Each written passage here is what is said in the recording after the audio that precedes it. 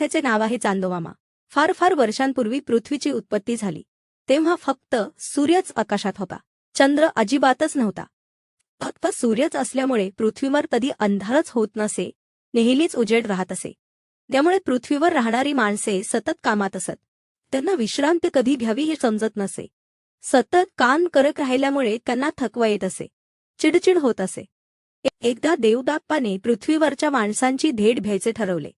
तो पृथ्वीवर आला तेव्हा माणसे पाल करत होती. देवाने माणसाला विचारले, तू तुझे हे शेत कधी मांगरले? माणूस उत्तरला, लाज. देवाने दुसऱ्या माणसाला विचारले, झाड वावण्यासाठी तू हा खड्डा कधी खणलास? माणूस म्हणाला, लाज. देवाने परत तिसऱ्या माणसाला विचारले, झाडावरची ही फळ कधी पिकली?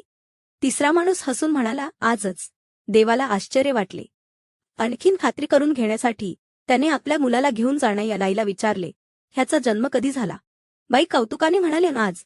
हे ऐकल्यावर देवाला समजून चुकले की पृथ्वीवरच्या माणसांना वेळेचे अजिबातच भान नाहीये. त्यांना कधी कुठले काम करावे, किती वेळ करावे हे समजत नाही. त्यावर उपाय म्हणून देवाने सूर्याला 12 तासानंतर अस्त व्हायला सांगितले आणि बरोबर 12 तासांनी परत उदय व्हायला सांगितले. आता पृथ्वीवर 12 तासांनी अंधार व्हायला लागला. अंधारात लोकांना काही दिसेनासे झाले. धडपडू लागले. काहीच काम होईना म्हणून नाईलाजाने झोपू लागले. काही दिवसांनी चौकशी केल्यावर देवाच्या लक्षात आले की माणसांना संपूर्ण अंधाराची खूपच गैरसोय होते आहे.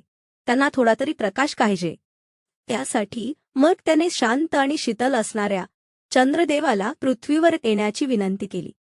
पांढरा शुभ्र चंद्रप्रकाशात पृथ्वीवरच्या माणसांनाही शांत वाटू लागले.